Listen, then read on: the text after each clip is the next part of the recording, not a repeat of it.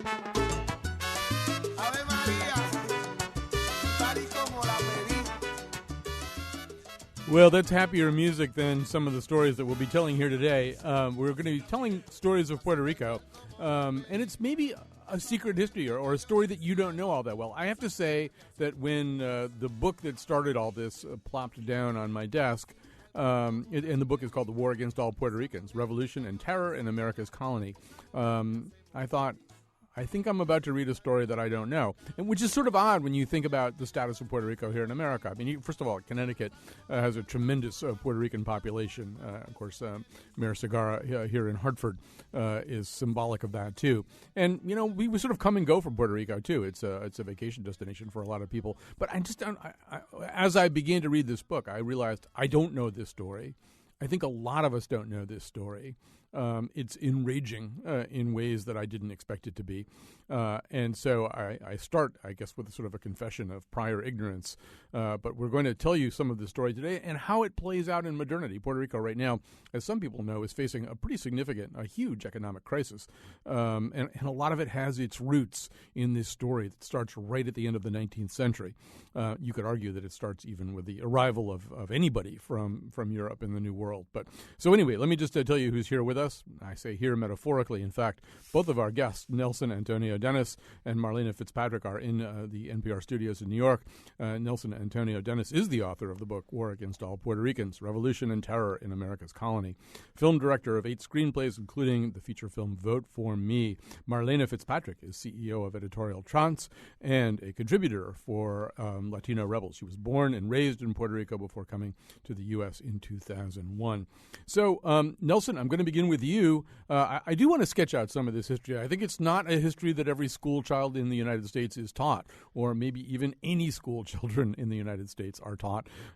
It does, and let's begin it anyway with the end of Spanish rule and the beginning of U.S. rule, and really at the end of 400 years of Spanish rule, it looks momentarily as though the jewel of independence is hovering in the air for Puerto Rico, and then they wind up as a possession of the United States. And maybe we can pick up the story there and just I'll let you tell it your own way, and we could be here hours, obviously. But, I mean, part of this is it seems as though the leadership of the United States, both political and business leadership, first of all, overlapped heavily and saw this mainly as something that could be exploited for its cheap labor and its fertile soil. And not much else, not even really looking at the people who lived in Puerto Rico as real people. Almost, I mean, we do encounter in some of the passages in your book, some of the documents that you've unearthed, terms like savages to describe the people who were living there. And that's an excellent departure point. It was those feelings were expressed on the floor of U.S. Congress and on the front pages of the New York Times, and the words that were used were savages, headhunters, cannibals, and it was a perfect groundwork for Manifest Destiny because, as you know, once you minimize or even dehumanize another people, that then becomes a prelude to plunder. And that happened really quickly in Puerto Rico. And it was just part of a larger fabric of Manifest Destiny. The way it played out in Puerto Rico was just by a divine coincidence. There was a huge hurricane, Hurricane San Ciriaco, which is one of the most devastating hurricanes in that century. It destroyed the entire island's coffee crop in 1899. This was 1 year after the American occupation.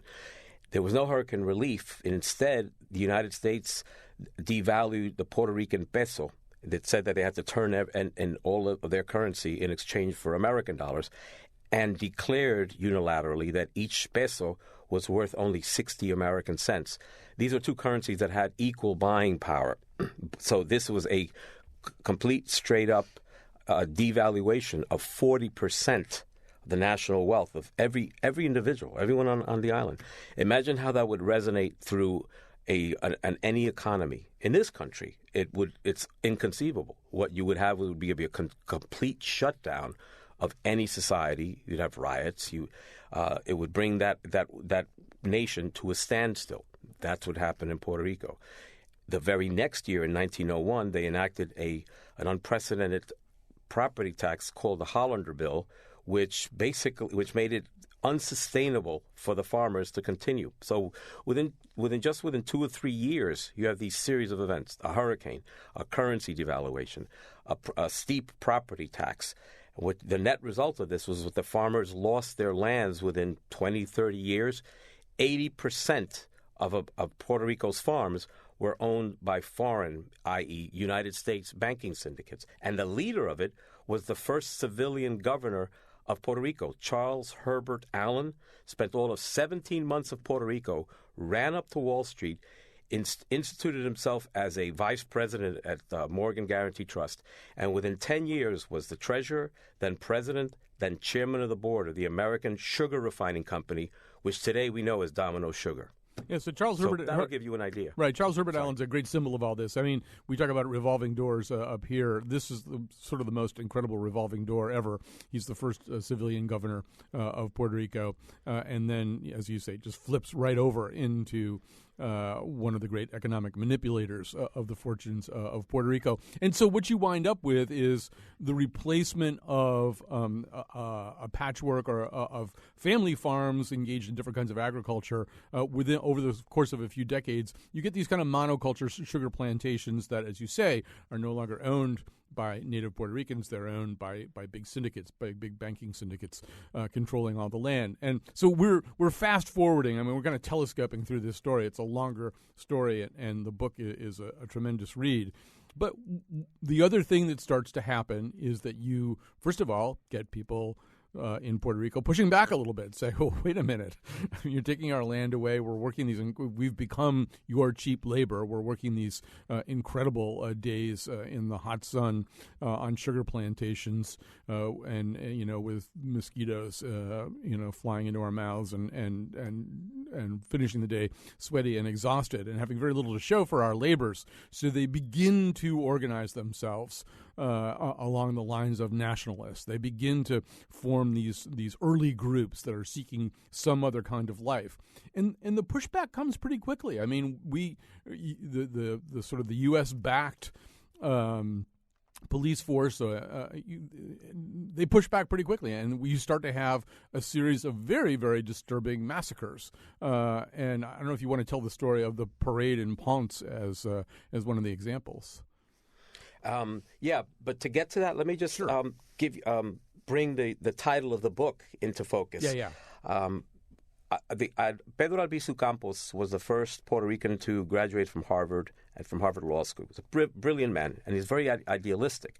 He returned to Puerto Rico, and instead of making a fortune, he essentially practiced poverty law, representing poor people, and pursuing his principles, which were American principles, which are the right of sovereignty and national manifestation. So he became the president of the Nationalist Party. He was ignored by the United States. Big deal. You've got this guy down there. He's advocating. He's writing editorials. He's organizing. But America went on its way. But when he led an island-wide agricultural strike in 1934, that resulted in doubling the wages of the Puerto Rican macheteros, the sugarcane workers, from 75 cents a day to $1.50 a day. It was 15 cents for per hour. Then suddenly the United States took notice. They sent down a new chief of police named E. Francis Riggs and a new governor named a U.S. Army general named Blanton Winship, and they completely militarized the police force. And here's where the title of the book comes. The title is War Against All Puerto Ricans. Well, that was announced by Police Chief Riggs during a press conference after the police assassination of 4 nationalists in October 1935. Riggs told the press that if the nationalists and Pedro Albizu Campos continued to agitate for higher wages and to advocate for independence, that there would be war to the death against all Puerto Ricans. And that's basically the framework of this book. It discusses that war, how and why it was waged, and as usual, it was mostly about money. And it scales up to 1950, where once again a story that a lot of Americans don't know, including the actual bombing of what is technically U.S. soil. I mean, the U.S. bombing its own people, bombing its own soil. We'll come to that in a second, though. But before we get to 1950, we have these these really bloody, disturbing incidents. I mean, that militarization of the police force isn't just a symbolic gesture. I mean, it winds up turning against people who are beginning these first stirrings of insistence on some kind of different status. And so you do have, this just if you want to just quickly tell the terrible story of this parade, I think on Palm Sunday, right? Yeah, and that was your question earlier. There was a series of massacres. There was Rio Piedras massacre, Ponce massacre, the Utuado massacre. Rio Piedras was the open air killing of 4 nationalists right in broad daylight. And after that is when E. Francis Riggs declared his war against all Puerto Ricans. Just a few months later, in 1937, on Palm Sunday, in a peaceful march down the street of Ponce, just 2 or 3 blocks from the town square and to the church, which is the direction in which they were marching, about 200 or 300 unarmed Puerto Rican civilians, many of them waving palm fronds, had come from all parts of the island to celebrate that day and to express their support for Albizu Campos, who at that point was in jail on charges of seditious conspiracy of the United States. But basically what he was in jail for was having led that agricultural strike. Well, the nationalists were there at the last minute. And this is where the drama comes in, but also the underlying complicity. Because if you didn't want people to march, you would tell them 2 or 3 days ahead of time. You wouldn't issue a permit and then revoke it when they're right there in the street. So what was the physical reality of the Ponce massacre, as it came to be known, was that there were over 100 extremely well-armed insular policemen and FBI agents. There were about 3 dozen of them that were Tommy gun trained, and they posted themselves on opposite sides of the streets and created a killing zone that basically no one could escape. There was nowhere else to go. And when the marchers, when the nationalists and the marchers started singing La Borinqueña, which is the Puerto Rican national anthem, that was apparently the signal to the police, because they immediately started shooting. They kept shooting for about 13 to 15 minutes. They killed 17 of these unarmed civilians, men, women, and children, shot many of them in the back, clubbed some others in the head. One woman was clubbed so fiercely that her brain spilled out into the street and people kept slipping on it. And wounded and maimed over 200 other Puerto Ricans. This was basically a scenario of state-sponsored terror, specifically intended to strike fear into the rest of the island, so that no one would follow Albizu Campos. And they were willing to do it openly. And in fact, they were so contemptuous that the word that went out, that was printed in the New York Times, the Detroit Press, virtually every paper in America, said that it had been a race riot, a nationalist riot, that the nationalists had shot and the police were acting in self-defense. There was an entirely opposite government-sponsored narrative that was simply reiterated by the American press. Well, they tried to photographically stage, kind of fake a riot, right? Yeah, and that's sort of a new. A new iteration that I was able to piece together in my book, because I studied and I was able to assemble all these photographs, and it became glaringly evident that the police chief de Orbeta had simply rearranged corpses to have these choreographed photos that made it look like the police were looking for nationalist snipers, which was impossible because there were no guns.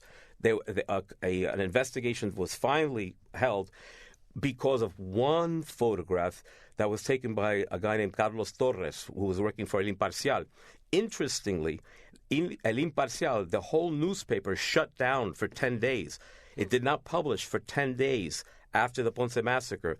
And this is intuitive on my part. I'm making an inferential leap, but it seems evident to me that some death threats were issued and some other compulsion was made, because if it took 10 days for this newspaper to come out with this photograph, it's because there was a lot of behind the scenes pressure and negotiation, and people trying to figure out what to do in order not to have someone knock on their door and kill them.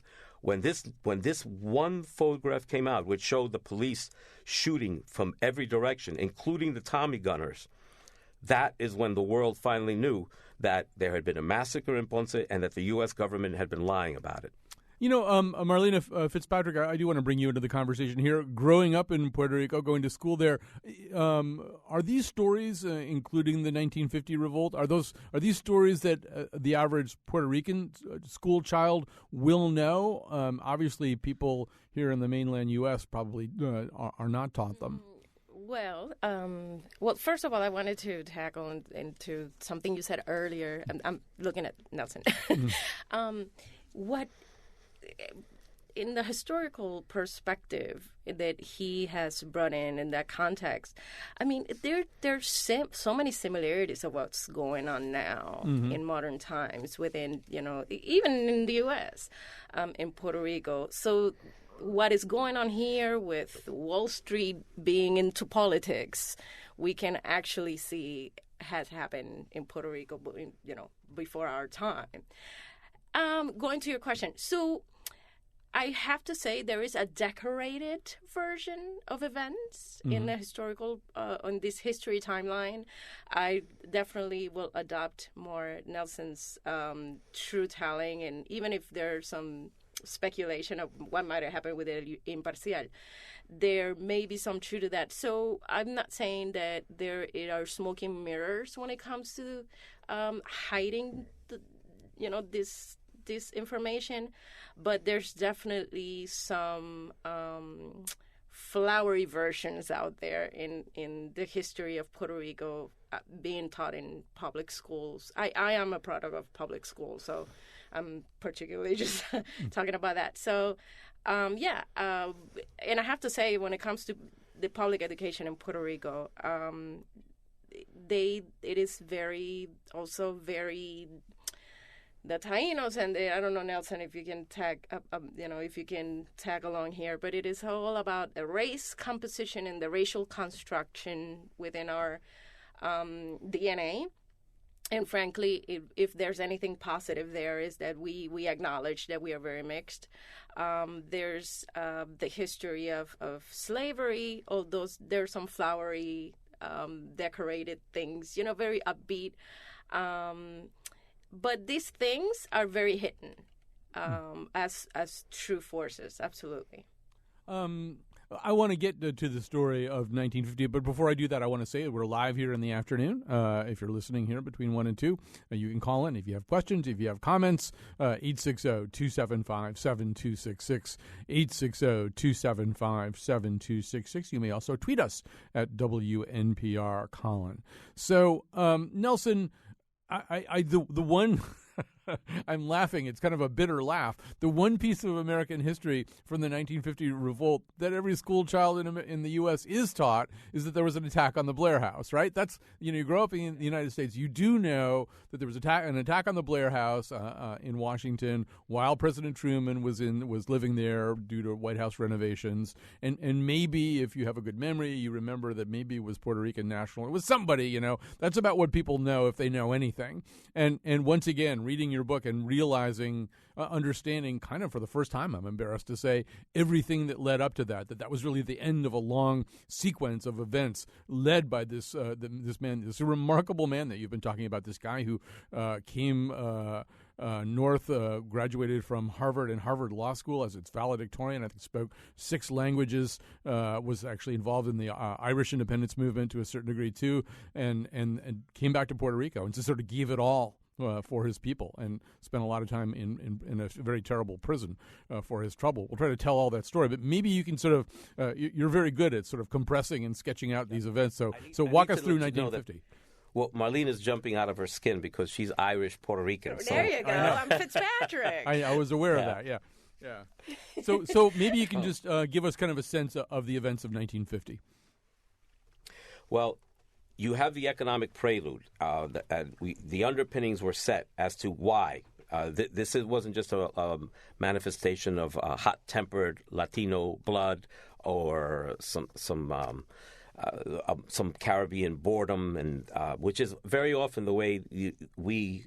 And I would say that I'll include myself because there's public imagery the osmotic transfer that we don't realize. I'll give you an example.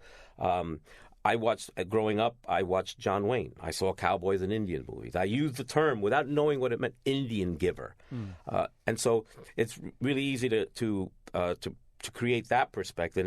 And in fact, despite the assassination attempt on his life and the bombing of 2 towns in Puerto Rico, President Truman dismissed the whole thing as an quote-unquote incident between Puerto Ricans. Well, this incident involved a revolution that spread through 8 towns, including San Juan, Ponce, Arecibo. It included the assassination attempt on President Truman, the attempted assassination of Luis Muñoz Marin, the governor of Puerto Rico. The United States suppressed it so quickly in such a coordinated fashion that here up north, it barely resonated. It was some sort of disturbance, something that was going on down there.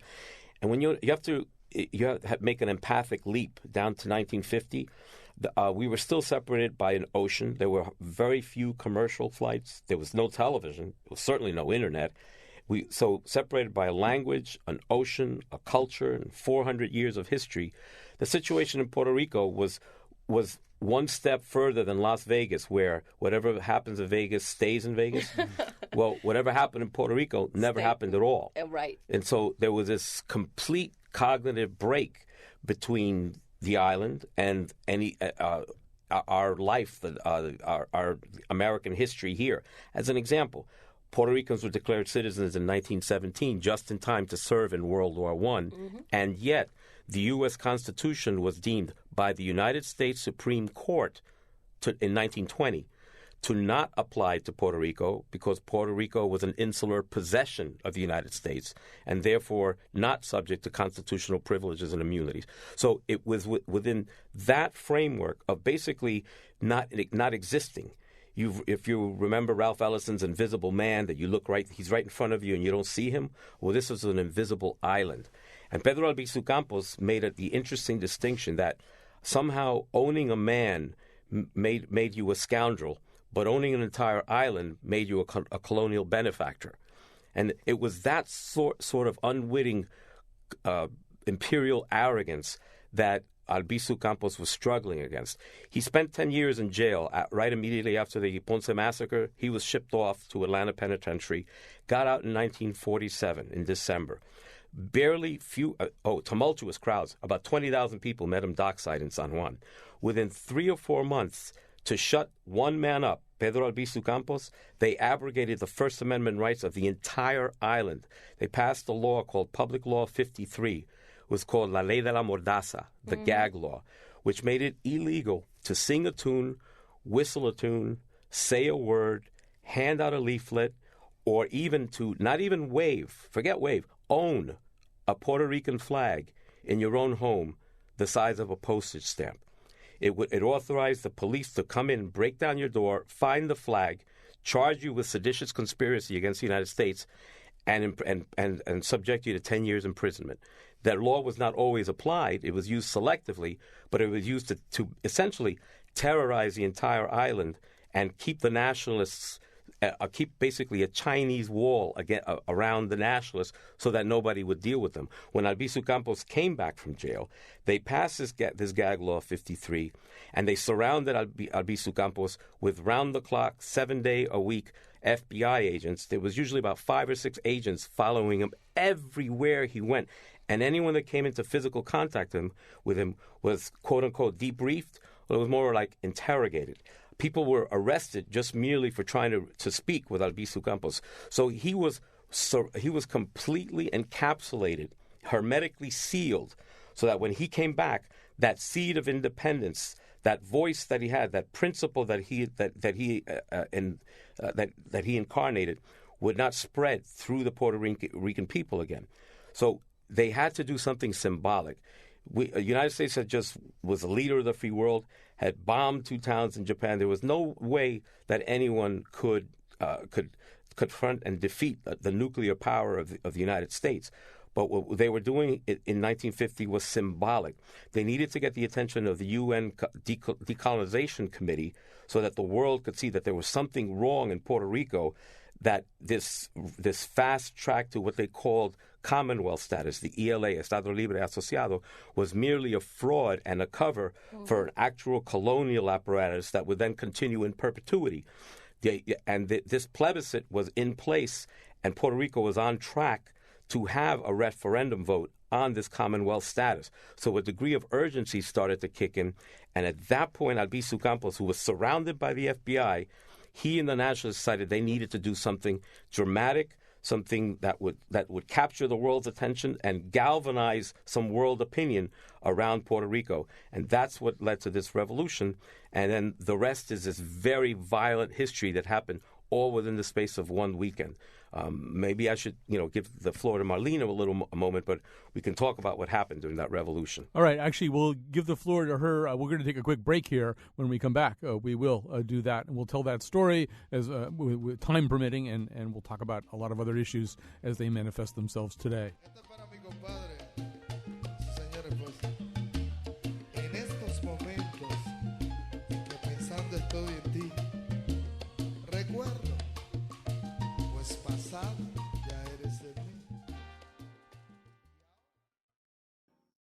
We're back. We're telling some of the story of the history of Puerto Rico. We're also going to talk a little bit about modern-day Puerto Rico, about its future and the various visions for its future. We'd love to hear from you as we go along. 860-275-7266.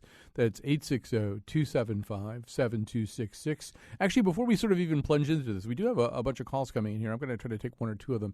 I think this one is from Francisco in Newtown. Hi, you're on the air. Hello, how are you doing? Good. Afternoon. I like your topic today because I'm from Guatemala, and the same thing kind of happened out there in the 1950s with the CIA and the United Fruit Company. And it is about greed and money sometimes. And we fought a guerrilla kind of fight over there for like 40 years. And it was sad that, sometimes our government this kind of stuff, Yeah. Well, yeah. This is a story that repeats itself in a lot of different countries. Although, for me, Nelson, when I think of a word like desaparecidos, this idea of people who just disappear, maybe I think about Guatemala or El Salvador or Nicaragua at various times during the histories of those countries. In your book, I was very shocked to read that term about people who just disappear.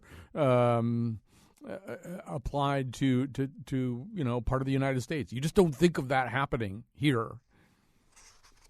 No, and it's like disproving a negative. It's very difficult to the desaparecidos to speak because they're no longer here, and it's especially hard when it's an island that's 3,000 or 4,000 miles away, and it's speaking a different language. And by way of Guatemala, there's just a little part of my book that's devoted to United Fruit, and I agree 100. Couldn't have picked anything better as a reference point. By 1942, United Fruit owned 75% of all private land in Guatemala, plus most of Guatemala's roads, power stations, phone lines, the only Pacific seaport, and every mile of railroad. And this was just in the country of Guatemala.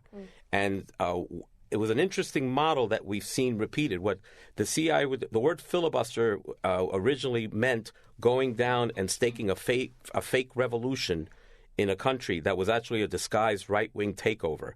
That's what the word, if you look it up, what filibuster, the progeny of that word. Well, there was filibustering all over Central and South America for 50 years before the CIA was known as the CIA. You'd have these operatives that would go down and figure out ways to turn brother against brother, and that was done in Puerto Rico as well. And it's just a repeating pattern. The United States then walks away and says, "Oh, we had nothing to do with it. It was those crazy guys down there." No, they were right in the middle of sowing this dissent and then reaping the benefits. Marlena, let's sort of vault here into the present. Puerto Rico obviously has tremendous problems right now, economically and demographically, and no real clear path for its future, right? There's just this kind of ongoing debate among people on the island, even about what's the most desirable thing to do, to be independent, to be a state. Can you talk a little bit about that, about how that political question plays out here in 2015? Well, first I wanted to tag something that Nelson talked about, Pedro Albizu Campos. Pedro Albizu Campos ended up being murdered, basically. And I am a true believer that you can kill a person, but you cannot kill an idea. And that's exactly why in modern times today, and I am actually demanding and asking politely for the release and the freedom of Oscar Lopez Rivera, which is our political prisoner. He needs to be returned home to his family in Puerto Rico. Now, going to your question, the one of the things that, and I call it the never-ending treadmill, is that all of this history that Nelson has bullet pointed us at in his presentation and in his book is that one of the effective things that it has done, and I'm being very sarcastic, by the way, is that we as a nation or as an island or whatever you want to call us, Commonwealth, we oppress the oppressed. So it has created a culture of dependency and a mentality of colonialism and Commonwealth, and there's no work, there's nothing, and we all need to depend on we call it La Madre Patria, but La Madre Patria is us. Now we call it the United States because that's we are dependent on at this point. One of the things that I have noticed, and I lived myself, is that what Puerto Rico has become for people my generation and younger is I call it the education warehouse. Let me explain. So you get quality education, a higher education in the university. It is affordable, but there's no work. So you don't have any other choice but to leave. So, in my case, that's exactly why I'm sitting here. Yeah, you know what I mean? Yeah, that's exactly. I did my bachelor's degree in the University of Puerto Rico, Calle campus. And then I did my master's degree in labor relations in the Inter-American University of Puerto Rico. And then my second master's degree, I had to do it here in UTEP, in the University of Texas, El Paso. But I am one of many, many, many hundreds of thousands highly educated Puerto Ricans out there that cannot work. There's no opportunity at home. We have to venture in other lands. Now, one may argue, well, a lot of people do that from Japan and other countries. However, as Nelson pointed out, it is a lot easier to have cheap labor for someone that is already an American citizen. And that's what we've become in this country. The young, highly educated, cheap labor for many corporations in the United States. Mm-hmm. And it is incredibly sad. In Puerto Rico, in Nelson, please correct me if I'm wrong, but I'll bring, the 936, you remember that, in 1993, the governor at that time wiped that out and decided there are going to be no more tax breaks and whatnot. And our company started, their exodus and their way out. And what it ended up doing is affecting people like us. Actually, that was the year I graduated from high school. So I remember going into the university going, and what next? I am going to bring up my particular forte, and you can all make fun of me, but I'm an artist and I studied music, and being an artist right now is probably the synonymous of being dying of starvation. It's a very tough thing. Which it shouldn't be. Marlene, I don't want to interrupt, but we've got a lot of callers here, and a couple of them have to leave here. I want to see if I can get a few of them on the air. This is Suzanne, who is, I think, calling from Philadelphia. Hi, Suzanne, you're on the air. Yeah, I pulled over in a no standing thing because I just wanted to mention I also knew nothing of the history. I had an American education, knew nothing of the history, even the general history of Puerto Rico, until the Francis Tavern bombing and I don't know whether I've got it mixed up with something else, but is it FLAN or something? Nelson can probably help you out there. The Fuerzas Armadas de la Liberación Nacional, the United Forces of National Liberation. And it was yes, connected. it's the FALN. Yeah. Yeah, and that was what opened my eyes to the fact. I was like, "What?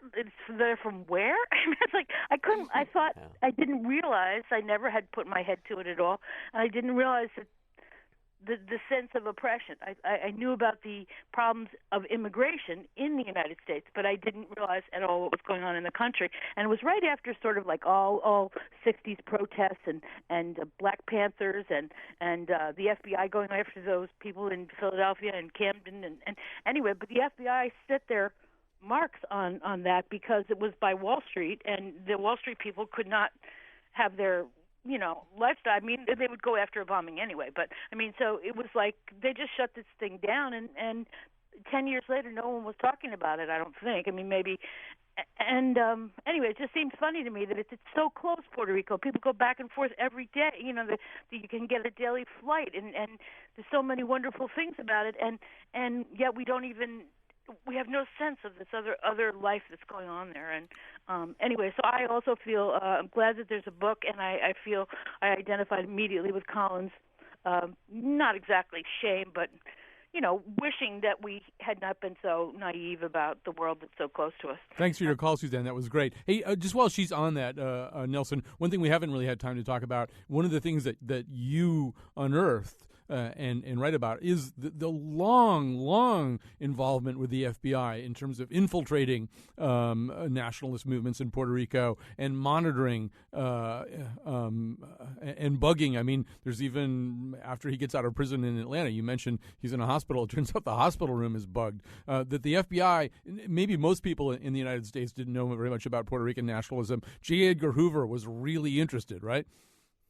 Yeah, and actually this relates to that point that the caller just made, that it's really, we can't blame the victim. We are all subject to lack of communication and information. So there was a degree of ignorance about what was happening on the island, but it was a structured ignorance. It's no one's fault if that information isn't promulgated, isn't made available to you. And so that's what the FBI was right in the middle of that. They were atomizing people, separating them from each other, marginalizing people, families, one member against the other. J.F. Edgar Hoover created a program called the Carpetas in Puerto Rico. Yes. Yeah, the Carpetas became famous. A carpeta is a secret police file that is opened on you, and you may not even know that it exists. But it is so highly detailed that it is the equivalent of a masterful internet search into your life. It would contain all manner of amazingly granular detail about everything about you, your relationships, who you know, your family life, if you have a mistress, your debts, anything. And they were opened specifically to oppress nationalists and to keep anyone from joining the Nationalist Party, because once you had a carpeta opened on you and word got around, you would get fired from your job. You might have to leave the island. Your family was tainted. It was an instrument of tremendous social and political control. And the fact that the FBI, over a period of 40 to 50 years, opened over 100,000 carpetas. Think about that number on an island that had only a population of 2 to 3 million people. 100,000 carpetas totaling 1.8 million pages.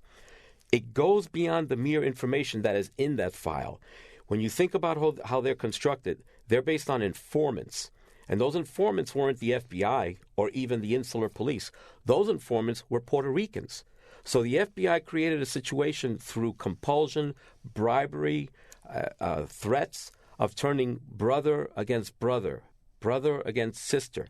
And so when you have people that are afraid and looking over each other's shoulder and concerned about which member of my family is telling on me, is snooping into my personal life, you have an island that is unable to organize, to advocate, and to make its case.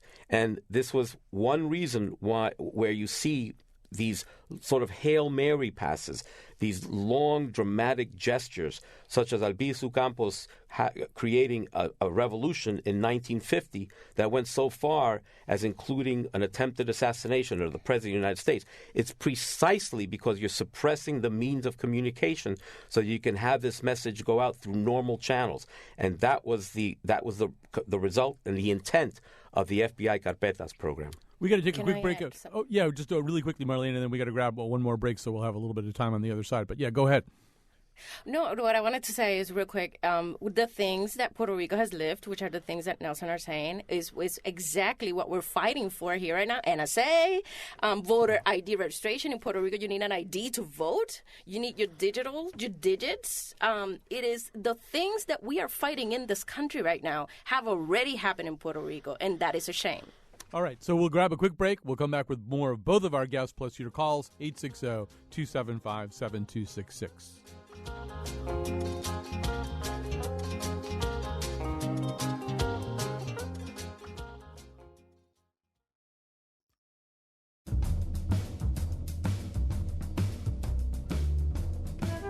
Today's show was produced by Betsy Kaplan and me, Kyone Wolf. Our interns are Julia Pistel and Kelsey Bissell. The part of Bill Curry was played by Ricky Martin. For show pages and articles, visit our website, WNPR.org. On tomorrow's show, The Nose has a conversation about weight. And now, back to Colin. All right, we're back. We're telling perhaps the story of Puerto Rico that you have not heard before. Not the story that, to the extent that I was taught anything about Puerto Rico as a school child growing up here in the U.S., and not the story that I would have been taught. Our guests are Nelson Antonio Dennis. His book is The War Against All Puerto Ricans, Revolution and Terror in America's Colony. Marlena Fitzpatrick, contributor to Latino Rebels, born and raised in Puerto Rico before coming to the U.S. in 2001. We do have a lot of people calling in. I'd like to get a few of these voices on the air here. Here's Victor calling from Hartford. Hi, Victor. Hi, Colin. I just wanted to call to say that many years ago I was down in Puerto Rico on the south coast studying marine biology at the La Paguera research station, and I had an opportunity to participate in something called the Pridal Project, which was an underwater habitat where I spent 2 weeks on the bottom of the Mona Passage studying fish, and I came away totally convinced that the La Paguera Shelf in Puerto Rico is the best place in the world to begin growing fish in structures on the seafloor. And I'm very optimistic about that, but very pessimistic because there seems to be absolutely no interest in it, either in Puerto Rico or the rest of the Caribbean. And it's, looking forward, one of the commentators mentioned about there's no work in Puerto Rico, nothing beyond agriculture and tourism. And I would like to hear some comments about the possibility of that future. I think I should point out that La Paguera, which is a huge shelf over 100 square miles, the word means yellowtail snapper, and it's one of the top-of-the-line carriage house trade fish in the world. Well, okay, thanks for your call, Victor. And obviously, we don't have experts here on growing fish on the bottom of the ocean. On the other hand, his point maybe is one, as Puerto Rico looks at its future, Marlena, entrepreneurial stuff would be really great. But in some ways, it seems as though certain aspects of its political structure need to be sorted out at the same time. And maybe we could just sort of take a moment to say a little bit more about how that debate's unfolded in Puerto Rico. It seems as though whenever there's a plebiscite or a poll or something like that, I think the one in 2002, 54% didn't want to continue the way things were. And of the people who were picking from three different possibilities, I think 61% wanted statehood, right? There's probably more people in Puerto Rico right now who want statehood for Puerto Rico than pure independence or anything else. Would I be right about that? When it comes to the reflection of what the end result is of the percentage, then you are correct. I don't necessarily believe that is a reflection of what people really want. I think people really, really want to stay exactly as we are. There is a culture of dependency. There is this idea that we have a passport and all that, but there's this cultural pride of being Puerto Rican and the music and the food and the language that people don't want to give that up. And some folks may tell you, well, which is what statehood or los unionistas out there speaking in Irish will argue is, well, we're not geographically immersed there and we will preserve all those things. And some may argue, no, they're going to implement English and we're going to have to pay federal taxes and what. So there are many components into this that is out of misinformation. If you take those layers out, that result may change. I personally believe that the best thing that can happen is, becoming our own independent nation, and draw up a template, to grow further. There is a lot of education that needs to happen, and part of that is to layer all of that and weed out the misinformation and actually have a thorough, strong educational campaign. I may draw from my own personal experience editorial trance, which doubles as editorial trance. One of our ideas with Charlie Vasquez, who's our CCO, is to, do a digital bilingual publishing platform and help everybody that has creative fronts. And it could be a short story, it could be anything, literature, and even music, and bring it to the forefront. Having said all this, we're in New York, and we're here, and we're based out of New York, but we definitely look at Puerto Rico as our another hub. In having worked in the art and entertainment industry for so many years, I can tell you one of the things that has helped and now hurt is so many laws that have to do with theater, that have to do with film. That they're very famous tax breaks for film productions, and there are many films, Pirates of the Caribbean and Rum Diaries, that are being shot there, and they get 40% tax return. So you have all these Hollywood productions that are spending millions and millions of dollars. How does that affect? That they bring in the manpower. They are not hiring our own. So the idea was to actually provide more work for our own artists. And it's just backfired. So now these productions are no longer coming here. And what happened? Well, here, Puerto Rico. And to that, at the point that Colombia, to mention two countries, Colombia and Dominican Republic, our sister countries that we love dearly, have better tax breaks laws. So now these productions are going there to film. Before we run out of time here, and we've only got a minute or two left here, Nelson, I just sort of want to come back to the story that you tell in your book, the story of the quest for nationalism and the war that it turned into. As you look at Puerto Rico in 2015, it does seem as though the dream of your hero, the kind of protagonist of your book, Albizu, I can't even say it, Albizu Campos, Campos is not there anymore. I mean, do you still see any of the spirit that informed 1950 in Puerto Rico now? Well, the human spirit is inherently indomitable, so that's a constant. I think the most immediate and effective expedient is to have prior congressional commitment to honor whatever the result of the next plebiscite will be.